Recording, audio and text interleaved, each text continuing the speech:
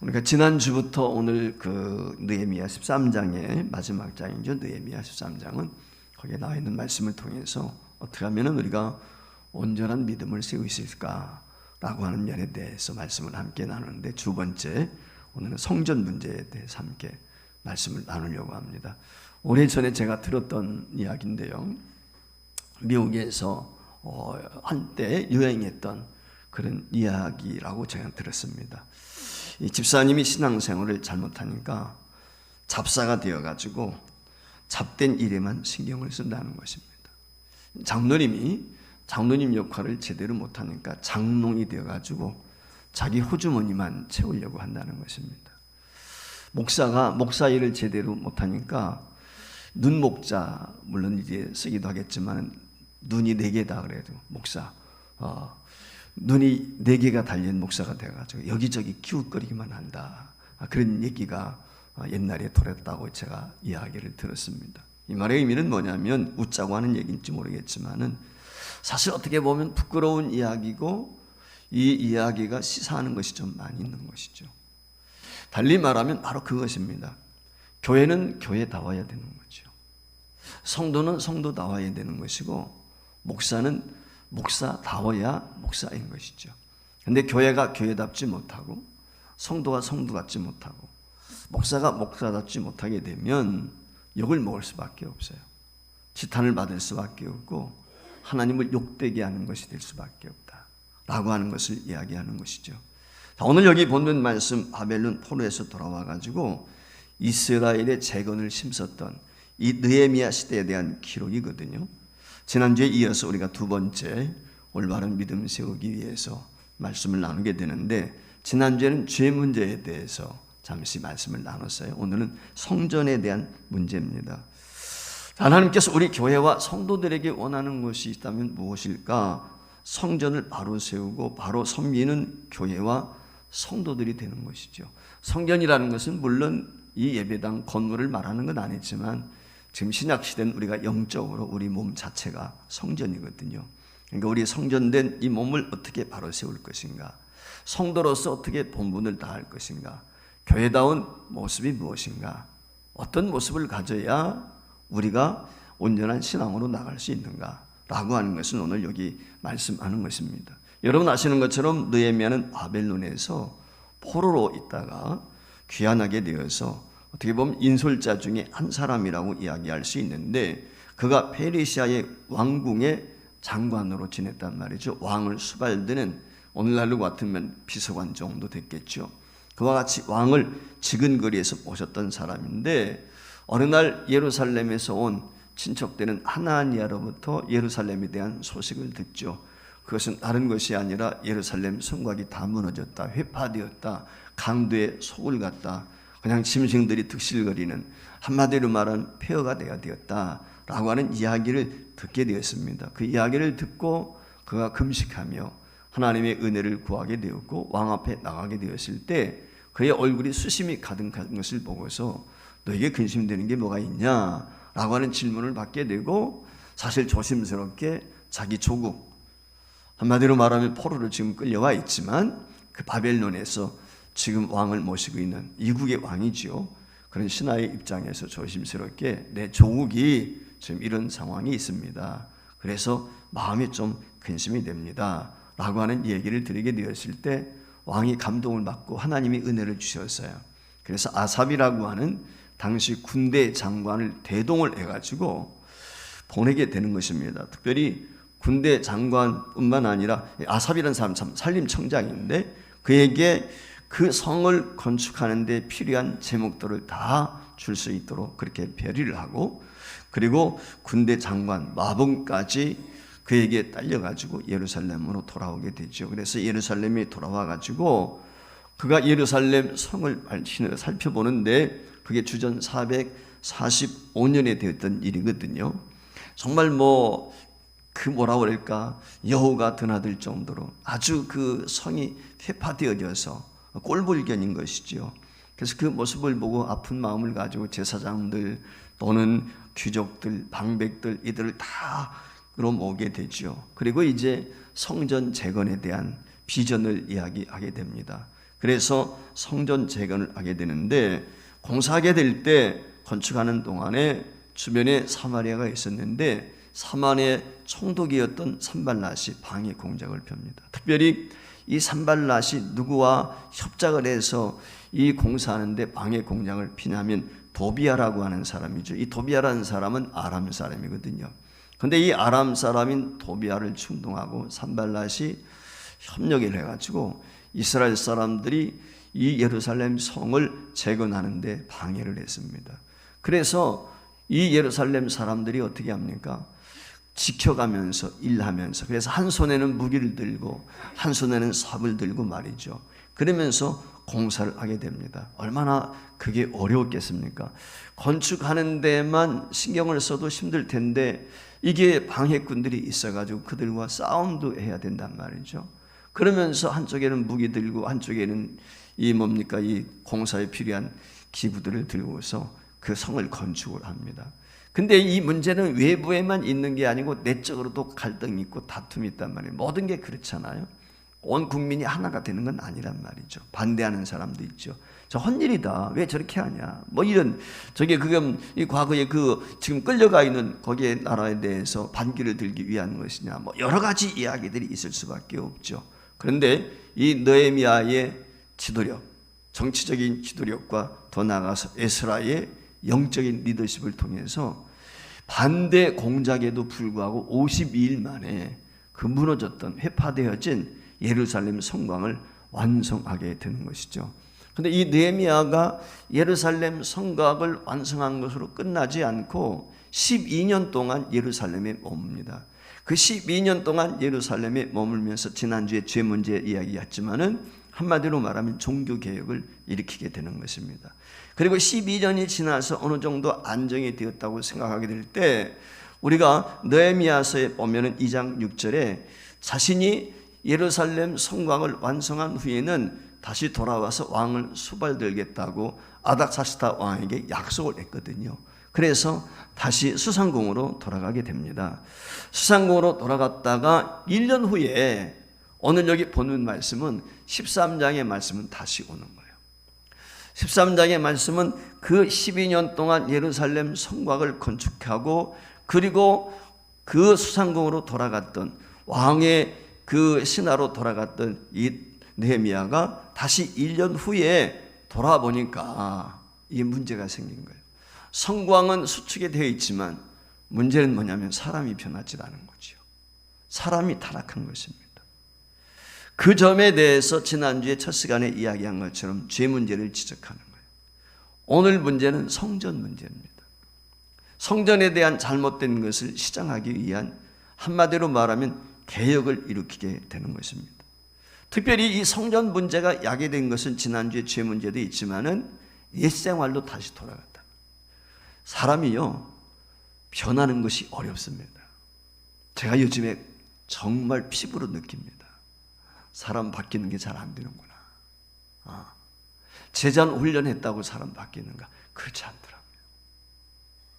정말 하나님께서 역사해야 되는 것 같아요. 제가 요즘에 그런 생각을 많이 갖거든요. 내 힘으로 되는 게 아니고 하나님의 은혜로 되는구나 라고 하는 걸 다시 한번 깨닫게 되어지면서 정말 주님께서 간섭하셔야 되고 주님께서 손보셔야 되고 때로는 주님이 역사하셔야 되는구나. 저는 이런 생각이 좀 많이 들어요. 1년밖에 안 됐어요.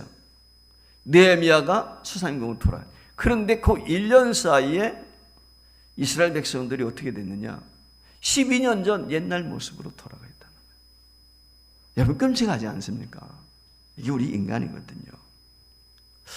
성전이 완공되고 성벽은 재건되었는데 문제는 뭐냐면 백성들의 삶이 회복되지 못한 것입니다. 타락한 모습을 보게 되는 것이죠. 저와 여러분이 은혜, 그렇죠. 은혜 받죠. 여러분들도 은혜 경험하셨죠. 근데 그 은혜가 얼마 같죠? 지속적으로 여러분들 은혜자로 살아갑니까? 그렇지 못할 때가 많다. 하나님 앞에 은혜 받을 때는 정말 이 세상에 아무것도 없고 주님과 나만 있는 것 같단 말이죠. 그래서 모든 것 주님 앞에 드리고 여기가 좋사오니 어떤 형편에 있든지 감사하고 기뻐하고 늘 그러거든요. 근데 그게 얼마 못 가요. 좀 지나게 되면은 눈이 팍팍 돌아가지고 어디로? 세상으로 돌아간단 말이죠. 이웃집에 집 샀대, 이웃집이 차 샀대, 이웃집에 누가 서울대학교 갔대, 누가 출세했대. 약이 들면 눈이 팍팍 돌아가는 거예요. 그냥 예수 믿는 사람들이. 그래서 언제 내가 하나님만 바라보고 하나님 중심으로 살았느냐? 그건 까마득히 잊어버리고 세상 사람들과 경쟁에 의해서 속화되어져 가지고 동일하게 그 사람들과 같이 산단 말이죠. 이게 오늘 우리의 문제인 거거든요. 은혜자가 은혜자답게 사는 게 쉽지 않아요.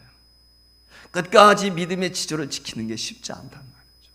자, 그러면은 오늘 성전 문제, 도대체 이것이 어떤 문제냐? 우리가 신앙이 바로 내야 되는데 어떻게 이 성전 문제를 해결할 수 있는가라고 하는 것이, 먼저 첫 번째 기억할 수 있는 것은 우리 안에 있는 도비아를 몰아내야 된다는 거예요. 우리가 성전이잖아. 성전, 주의 성전, 영적으로. 주님이 우리에게 원하시는 게 있거든요. 성전된 저와 여러분을 향해서 내가 거룩하니 너희도 거룩하라 그랬어요. 근데 지금 예루살렘 성전에 누가 자리를 잡고 있어요? 도비아가 자리를 잡고 있어요. 도비아를 몰아내고 우리 심령 속에 있는 이 도비아를 몰아내고 하나님의 말씀의 전이 되어야 되는 거예요. 하나님의 말씀이 우리 안에 자리를 잡아야 되는 거예요. 뿌리를 내려야 되는 거예요. 이게 중요한 것입니다. 그래야 믿음이 자라는 것이거든요. 그러니까 오늘 여기 성경 내용의 말씀에 보면 느헤미야가 없는 사이에 어떤 일이 벌어지게 되냐면은 당시 대제사장이 엘리야십인데 이 엘리야십이 도비아를 끌어들여 가지고 그 성전에 머물게 합니다. 오늘 여기 본문 말씀에 보면은 도비아라는 사람이 어떤 사람인가 라고 하는 것을 기억을 해야 되는데 이 도비아라는 사람은 암몬 사람이에요. 이 도비아라는 사람이 암몬 사람이라고 하는 이야기를 하는 이유가 있습니다. 특별히 이 암몬 사람이라고 하는 것은 여러분들 잘 아시는 것처럼 모압과 암몬 사람은 주의 성에 들어올 수가 없어요. 성전에 들어올 수가 없어요. 이스라엘 백성들이 모이는 공회에 들어올 수가 없습니다. 이스라엘이 하나님 앞에 제사 드리기 위해서 공회로 모이게 될 때 이방인들 누구나 참여할 수 있어요. 그런데 하나님께서 금하셨어요. 모압과 암몬 족속은 안 된다. 영원히 모압과 암몬 족속은 이스라엘 성문이 들어올 수 없다. 이유가 있습니다. 그게 신명기 23장 우리가 3절 이하에 그 이유가 나옵니다. 거기 말씀에 보면 암몬과 모압 사람은 영원히 하나님이 하시는 거예요. 모세를 통해서 그의 백성들에게 말씀을 주시네. 영원히 이스라엘 총회에 들어오지 못한다. 한마디로 말하면 저주죠. 저주. 하나님이 저주하셨어요. 왜 그랬을까요? 이유가 있죠. 여러분 아시는 것처럼 이스라엘 백성들이 애굽에 나와가지고 광야길을 갈 때 모압과 암몬 경계 지역을 지나게 되었단 말이에요. 그래서 그 모압과 암몬 경계 지역을 지나게 될 때 우회하게 되면 길이 머니까 그 모압과 암몬 족속들이 살고 있는 땅을 가로질러 갈 수 있도록 길을 좀 터달라고 부탁을 했어요. 여러분 아시는 것처럼 암몬과 모압 족속은 누굽니까? 여러분이 아시는 것처럼 누세 아들들 아닙니까? 그 조상 후손들이란 말이에요. 그러니까 이 믿음의 조상인 아브라함의 인척이죠. 같은 핏줄인 것입니다. 그래서 도움을 줄 알고 부탁을 했는데 이 이스라엘 백성들이 지나가면서 그랬어요. 물도 우리가 다 사 먹을 것이고 그 어떤 것도 손대지 않을 것이다. 전혀 손해를 끼치지 않겠다. 그러니 우리 길만 통과하도록 길을 좀 터달라 그랬어요. 그랬더니 어떻게 했습니까? 거절했어요. 그리고 발락이라는 사람이 어떻게 해요?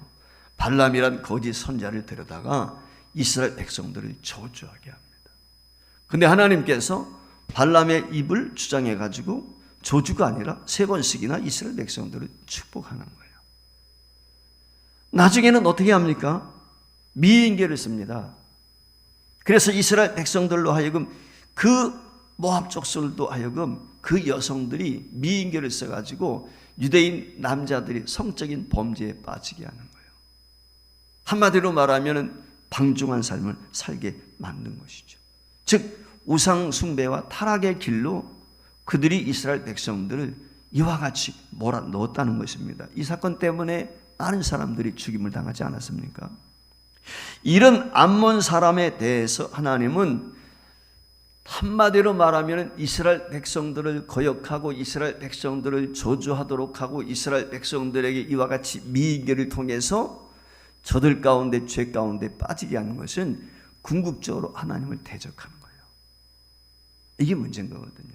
오늘 우리가 늘 명심하고 명심해야 될 것이 모세를 대적하는 것은 하나님을 대적하는 거예요.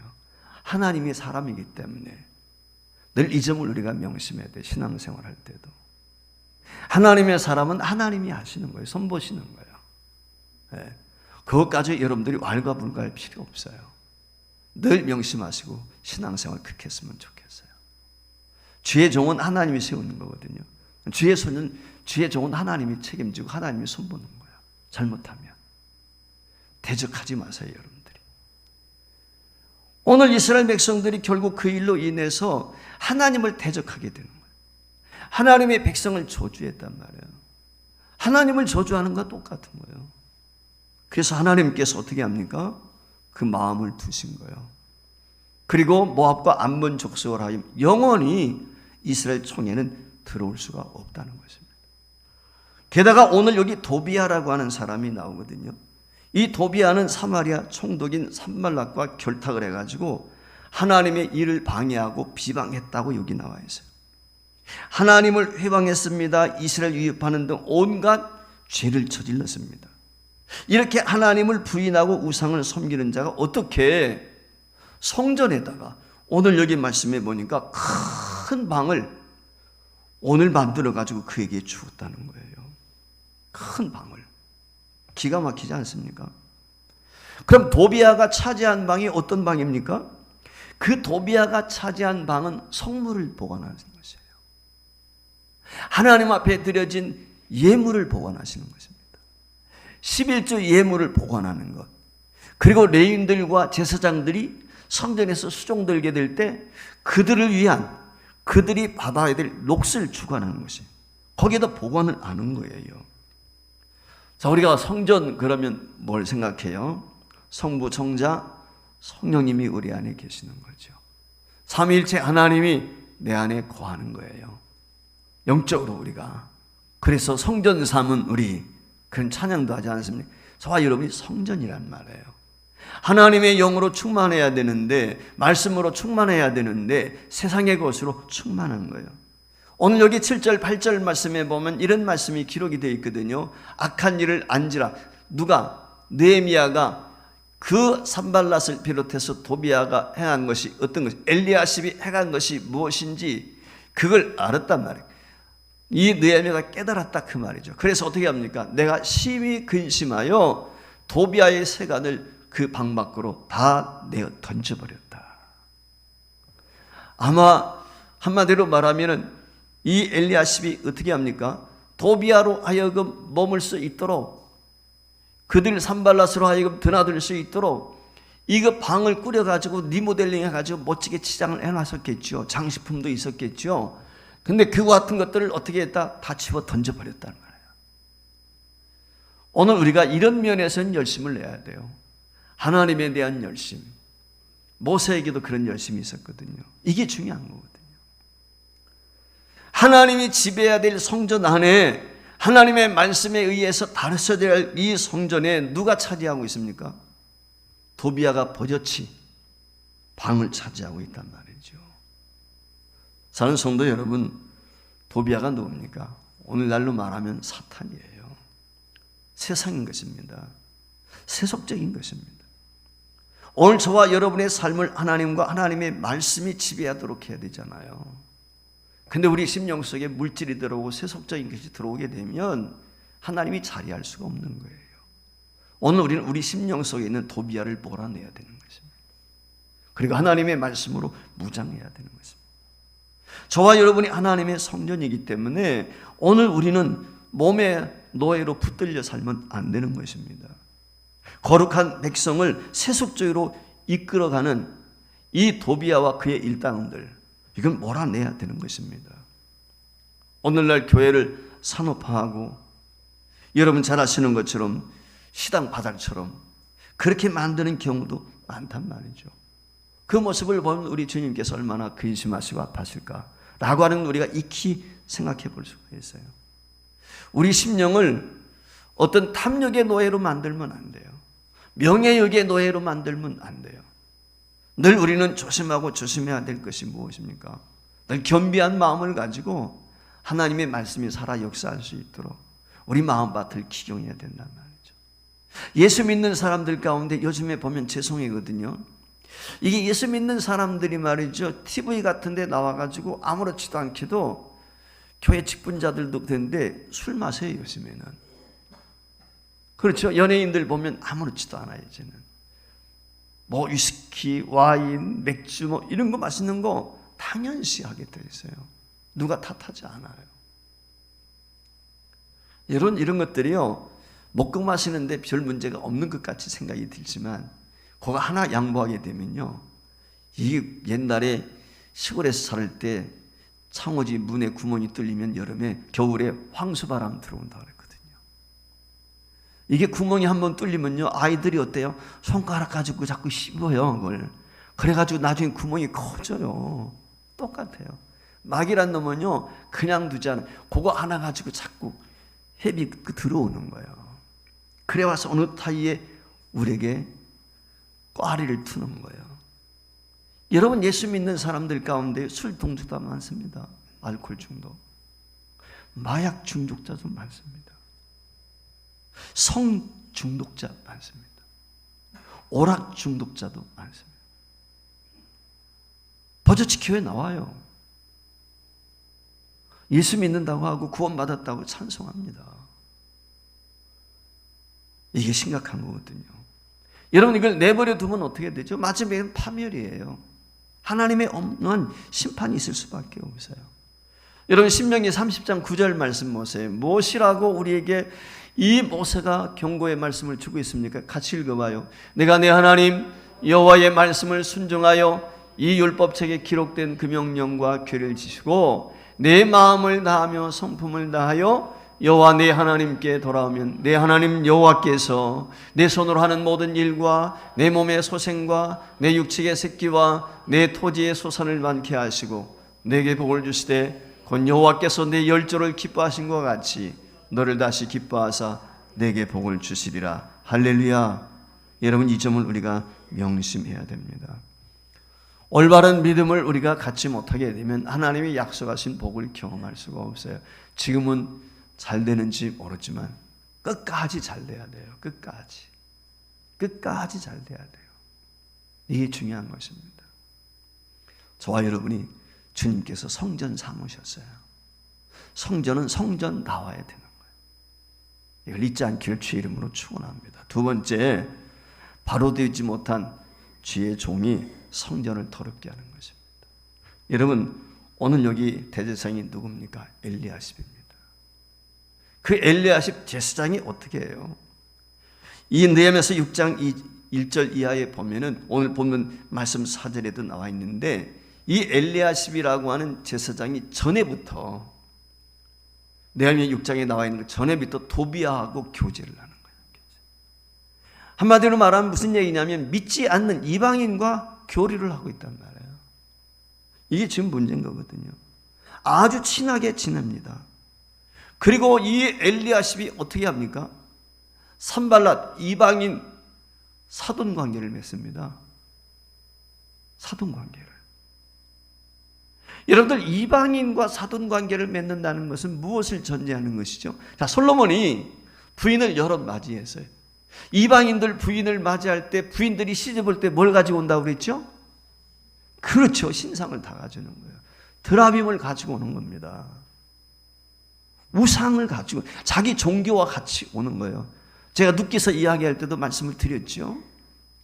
어머니의 하나님, 나의 하나님, 룻이 그렇게 이야기. 신과 그러니까 오르반은 어떻게 했다? 자기 어머니와 자기 시대로 돌아갔다는 거예요. 그러니까 신과 같이 가는 거예요. 같이. 오늘 산발랏과 엘리야십이 사돈 관계를 맺었다. 우상 숭배자가 되었다. 제사장이에요. 오늘날 목사예요. 쉽게 말하면 목사가 무당하고 사돈관계를 맺은 거야. 기가 막히죠? 여러분, 이게 가능한 것입니까? 이게 오늘 성경이 우리에게 가르쳐주고 있는 거예요. 그래서 어떻게 합니까? 예루살렘 성전 안에 그가 몸을 씻는 방을 내줬다는 거예요. 하나님의 기물, 성물, 헌금 이런 것들을 보관할 수 있는 방을 다 다른 데로 옮겨버리고 작은 방들을 터가지고 큰 방, 한마디로 말하면은 게스트룸처럼 뭐라고 그래 이걸 사람들이 이렇게 맞이하는 그게 뭐라고 그랬죠? 응접실처럼 크게 만들어 줬다는 거예요. 기가 막히죠. 거기 와서 머무는 거예요. 거기 와서 머무는 것도 끝나겠어요? 제사장님 뭐 하겠어요? 우리 상상해보면 오늘 같으면 거기서 차도 나누고 담소도 하고 그러겠죠? 기가 막히죠. 지금 누가? 이런 현상이 한국 교회에 없습니까? 있습니까? 지금? 많죠? 예, 많습니다. 종교 다원주의 시대거든요. 그래서 요즘에는 죄송한 얘기지만 스님이 와가지고 교회에 와서 설교해요. 여러분들 그런 거 보셨죠? 절간에 가서 목사가 강론하고 그럽니다. 그러면서 종교가 화합해야 되고 그럴 수 있죠. 배타적인 것은 아니니까. 그러나 여러분, 복음 진리가 그런 게 아니잖아요. 요즘에 가만히 보니까 스님, 신부, 목사 3명이 나와가지고 토크하는 것도 있더만 나쁘다는 얘기가 아니에요. 그런 것들을 보면서 많은 성도들이 괜찮구나. 그런 의식을 심게 해주는 거예요. 여러분, 제가 예를 들어가지고 제가 믿지 않는 사람들과 술집에 앉아가지고 저는 술을 안 마시지만 대작을 하고 있다고 생각해 보세요. 목사님이 술은 마시지 않지만은 저렇게 해도 되는 거구나. 그러지 않겠어요? 그럼 아이들은요, 한 번 더 나가거든요. 목사님도 보니까 호프집에 가더라. 맥주집에 가던데 뭐. 오래전 얘기지만요, 구세군 사관이 포장마차에 들어갔다가 징계를 먹었어요. 이유가 있었습니다. 포장마차에 들어가서 오뎅도 먹을 수 있고 떡볶이 먹을 수 있죠. 그런데 구세군 사관이 징계를 먹었어요. 이유가 뭔지 아세요? 구세군은 여러분들이 아시는 것처럼 계급사회거든요. 그리고 부부가 같이 공부를 해야 돼요. 둘 다 오늘날로 말하면 목회자가 되는 거예요. 같이 공부하니까 신학교에 들어가서.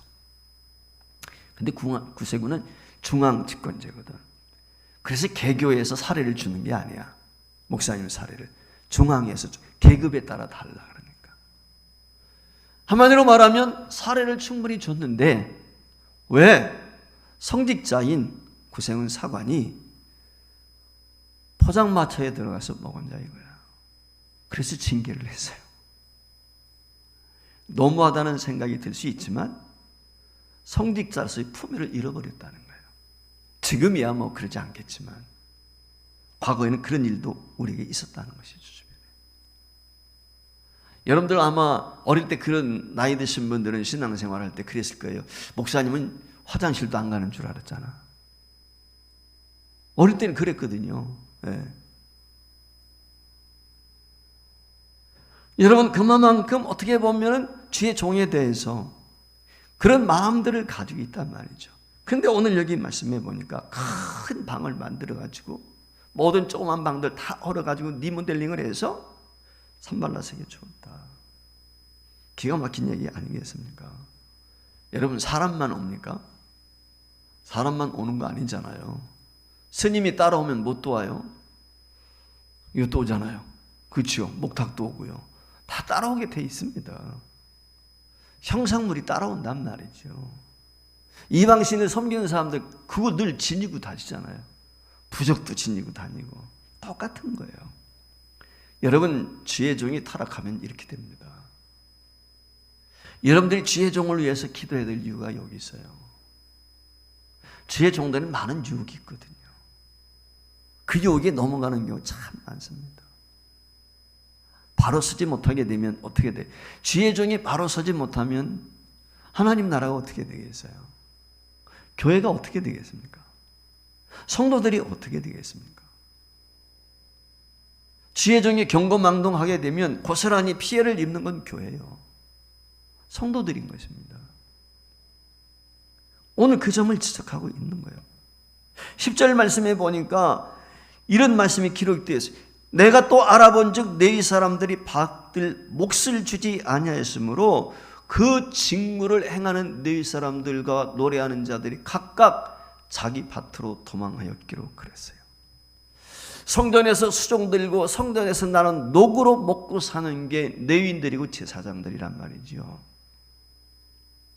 그런데 성전에서 수고하는, 오늘날로 쉽게 말하면 그거야. 빗대어서 이야기합니다. 교회 종들, 교회에서 수고하는 종들의 생활비를 책임져 주지 못하는 거예요. 교회에서 교회 종들이 사역하는 주의 종들 생활비를 쳐주지 못하니까 어디로 가? 밭으로 갔다. 오늘날 개척하면서도 투잡, 쓰리잡 하는 사람들이 많죠. 바로 그걸 이야기하는 것입니다. 여러분, 교회는 주의 종들의 삶을 책임져 줘야 될 책임과 의무가 있습니다. 오늘 이 말씀이 그거예요. 바로 성전에서 수종돈 사람들 몫을 주지 못하는 거. 왜? 산발락에서 밭을 내주고 도비아가 드나거리고 성전에 있는 기무들은 저쪽 구석에가 있고, 그러니까 찬양대원들을 비롯해서 레위인들이 수종을 들게 되는데 이 사람들이 할 일도 없을 뿐더러 이 사람들의 생활 자체를 책임질 수가 없으니까 어떻게 합니까? 먹고 살기 위해서 직업을 가질 수밖에 없는 거죠. 밭으로 돌아갔다는 말이 바로 그것입니다. 이게 종교의 타락이거든요. 우리 교단에서도 총회적 차원에서 그런 얘기들이 있어요. 기사가 이중직을 갖는 게 맞냐 틀리냐. 참 이게 골치 아파요. 너의 총회에서 정하지는 않았어요. 지난 총회 때도 그런 얘기들이 좀 나왔어요. 근데 어떻게 보면 개척하고 미자리 교회 목회자들이 이게 자립이 안 되니까 사모님들이 파출부하고 식당에 가서 알바하고 목사님들 가운데도 택배하고 막 이런 분들이 있거든요.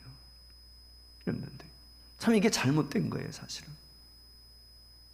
우리 교회도 그래도 큰 교회는 아니지만 저는 그렇게 생각을 해요. 자립하는 우리 교회가 헌금의 목적이 제가 고린도 16장에 나와 있는 것처럼 평균케 하는 거거든요. 굉장히 중요합니다. 헌금이 평균케 해야 돼요. 큰 교회 목사님들은 많이 받고 그렇지 않습니까? 조금 마음을 내려놔야 되거든요. 이걸 비우면 되거든요. 나누라고 하는 건데 헌금이. 이게 안 되니까 오늘 우리에게 문제가 있는 거예요. 도비하는 하나님의 일을, 거룩한 하나님의 일을 방해하는 사람이에요. 온갖 수단 방법을 동원해서 교회를 속되게 만드는 것입니다. 이게 문제가 있는 거죠. 그런데 교회 목사님은 보면요, 사회활동이 엄청 많아요. 직함도 많아요. 여기저기 쫓아다니면서 그런 분들이 있어요. 보면은 교회는 엉망이에요. 어떤 교회는 목사님이 여러 봉사하고 그랬는데 한 번도 그 노예 목사님한테 물어봐서 교회 가봤냐니까 교회를 가본 적이 없대. 교인이 몇 명이 모이는지도 모른대. 대외적인 일이라면 아주 열불을 가리지 않고 쫓아내는 사람이 있어요. 사모님 얼굴을 한 번도 본 적이 없어요. 왜? 목사님이 그러니까 어떻게 되겠어? 사모님 일해야지. 아이들 가르치고 먹고 살아야 되니까. 이 목사가 타락하면 이런 거예요. 가장 무서운 게 목사의 타락이거든요. 그렇기 때문에 여러분들이 주의 종들 위해서 기도 많이 하셔야 돼요. 바로 서야 돼. 제대로 서야 되죠. 오늘 엘리야십이 제대로 서지 못하니까 이방인과 혼인 맞는 거예요. 아무렇지도 않게. 과거에는요, 교회 직분자들이 믿지 않는 사람과 결혼하면 자녀들이 결혼하면 징계했습니다. 치리했습니다. 근데 요즘엔 그게 안 되잖아요. 교회 표식이 3가지가 있다고 말씀했잖아요. 말씀과 징계, 치리와 성례, 이 3가지가 교회 표식이에요. 우리 개혁주의에. 교회 거룩성을 위해서 치리가 중요한 거죠. 지금 이게 안 되잖아요. 여러분, 돈 문제, 명예 문제, 이성 문제 이런 데 주의 종들이 넘어가지 않도록 기도해야 됩니다. 사람이요, 넘어가는 건 순간입니다. 실수가 대단한 게 아니거든요. 조그만 것에서부터 시작이 되는 거예요. 조그만 것에서부터. 이런 말씀드리면 어떻게 생각할지 모르겠지만 저는 지금까지 단 한 번도 여성들을 개변적으로 잘 만난 적이 없어요. 저희 아내와 꼭 같이 만나서 신방도 꼭 같이 하는. 네, 제가 가급적이면 제가 그렇게 배웠거든요. 여성도 집에 신방 갈 때는 방문 열어놓고 신방하라.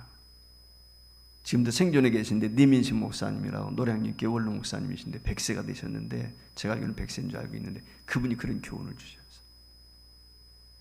굉장히 중요한 것. 성도 간에 별거 아닌 것 같지만요, 교회 안에도 그런 부분 많습니다. 조심해야 될 부분들이. 그 다음에 세 번째, 그러면 이런 상황에서 느헤미야가 어떻게 처신했는가 라고 하는 것이 오늘 우리가 어떤 마음의 자세를 가져야 바른 신앙을 가질 수 있는가, 이게 중요한 거거든요. 한마디로 말하면 단호합니다. 칼처럼 단호하게 했어요. 그리고 원상 복귀시킵니다. 8절 9절 화면에 들 텐데 같이 보겠습니다. 내가 심히 근심하여 명령하여 그 방을 정결하게 하고 하나님의 전의 그릇과 소재물과 유황을 다시 그리로 들여 놓으니라. 원상회복, 제자리에 갖다 놓으신 것입니다. 이게 중요한 것입니다. 내가 심히 근심했다고 그랬거든요. 이 말은 4장 14절에 산발랏과 그 일당, 그들이 군사적인 공격 가능성 때문에 전전긍긍하던 이스라엘 백성들의 모습을 이야기하고 있는 것입니다. 따라서 느헤미야가 엘리야셉과 이 도비아의 일을 듣고는 이 일이 하나님의 공격, 하나님의 심판, 하나님의 진노가 두려웠다는 것입니다. 그렇지 않겠어요? 하나님의 몸과 같은 하나님의 전인, 하나님이 거하시는 성전이 지금 이방인이 자리 잡고 우상의 소굴이 되었다? 하나님이 진노하지 않겠습니까? 그래서 느헤미야가 긴장했다는, 두려웠다는 것입니다. 그것도 심히 엄청나게 가슴을 졸였다 라고 이야기하는 것입니다. 마치 적들이 공격해 다가오는 것처럼, 그러나 적들의 공격과는 비교가 안 되죠. 우리 하나님의 심판은 무섭습니다. 하나님이 심판하실 작정은 누가 막을 수 있겠습니까? 누가 거역할 수 있겠습니까? 두려울 수밖에 없는 것이죠. 그러다가 느헤미야는 그냥 있을 수만은 없어서 어떻게 합니까? 도비아가 찾아있는 그 방에 모든 세간들을 다 집어 던져버리게 됩니다. 용기들을 다 밖으로 내 던져버렸습니다. 누구 생각이 나죠? 예루살렘 성전에 올라가셨던 예수님이 그러셨죠. 예루살렘 성전에서 돈 바꾸고 비둘기 팔고 난장판이 되었을 때 예수님께서 상을 뒤엎으시면서, 그렇죠, 분노하셨던 거 기억하죠. 느비아가 그렇게 했다면 느헤미야가 오늘, 그리고 새롭게 오늘 여기 제사장들이 머무는, 레위인들이 머무는, 찬양대원들이 머무는 하나님의 성물을 보관한 곳간을 다시 수리해서 만들게 되는 거죠. 그래서 오늘 말씀에 보면 그 방을 정결케 했다, 깨끗게 했다, 구별했다, 한마디로 그렇게 지금 말씀을 하고 있는 것입니다. 저와 우리의 심령은 물과 피로 정결케 된 하나님의 사람인 줄 믿습니다. 혹시 우리 안에 도비아의 방은 없는지, 혹시라도 우리 안에 이와 같이 세속화되어진, 세상과 타협하고 있는 그런 모습은 내게 있지 않는지, 하나님의 말씀이 거하고 하나님의 영이 거해야 되는 하나님의 전인 우리 모습 속에 세상의 것들로 가득 차 있지는 않는지. 여러분, 하나님의 말씀이 우리 심령 속에 자리하지 않고 하나님의 은혜가 나와 함께하지 않으면 우리는 주님 앞에 온전히 세움받을 수가 없습니다. 우리 속에 있는 도비아의 방을 빼내야 됩니다. 그리고 그리스도의 방을 준비해야 돼요.